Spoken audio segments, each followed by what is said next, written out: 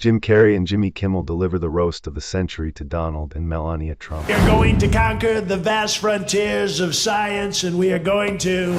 Imagine waking up one day and realizing your greatest enemy isn't a foreign superpower, a secret cabal, or even the IRS. It's to late-night comedians armed with jokes sharper than your understanding of basic geography. That's exactly what happened to Donald Trump. Recently, when Jim Carrey and Jimmy Kimmel teamed up to deliver a comedic talkdown so brutal, so hilarious, and so unmissable that even Trump's most loyal fans were left squirming in their red hats. This wasn't just a roast, it was a masterclass in satire. Carrey, with his wild facial expressions and over-the-top impersonations, and Kimmel, with his razor-sharp sarcasm, didn't just mock Trump, he held up a mirror to the absurdity of his entire existence. And the best part, they didn't even need to exaggerate. The jokes wrote themselves. The setup: Trump's fragile ego meets comedy's heavy hitters. Donald Trump has spent years throwing insults like confetti, from playground-level nicknames to all-caps rage tweets. But when the tables turned and he became the punchline, the result was nothing short of poetic justice. Carrey and Kimmel didn't just roast Trump,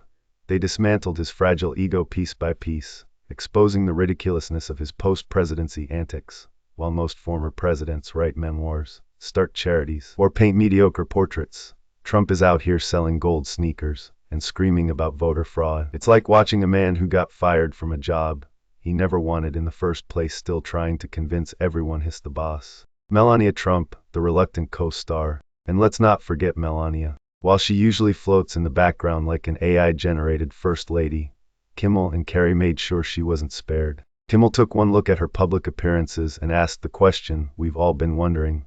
Does she even remember signing up for this gig? Her entire aura screams contractual obligation. She's like an actress in a long-running soap opera who stopped caring about the plot 3 seasons ago but keeps showing up for the paycheck. The way she dodges Trump's hand in public is nothing short of impressive. You'd think after years of practice, Trump would get better at reading body language, but self-awareness has never been his strong suit.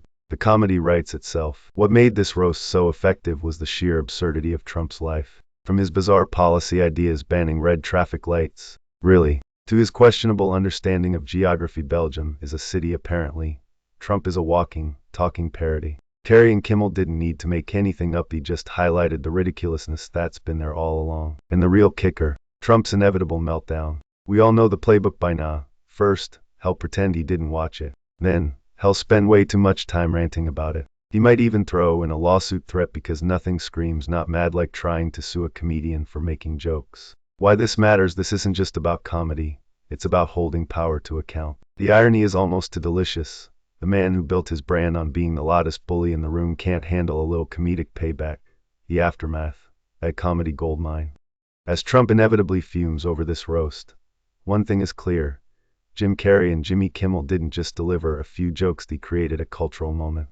They reminded us that no matter how powerful someone thinks they are, they're never immune to a well-timed punchline. Humor is a powerful weapon against nonsense, and if there's one thing Trump has provided in abundance, it's nonsense. Carrey and Kimmel reminded us that laughter can be a form of resistance, a way to expose hypocrisy and challenge the status quo. And let's be honest, Trump's thin skin makes him the perfect target. It's the only former president who spends his days rage posting like an angsty teenager whose crush left him on read. So buckle up, because this is just the beginning. Trump's meltdowns over comedians are almost as theatrical as the jokes themselves. And honestly, that's comedy gold. What do you think? Was this roast long overdue?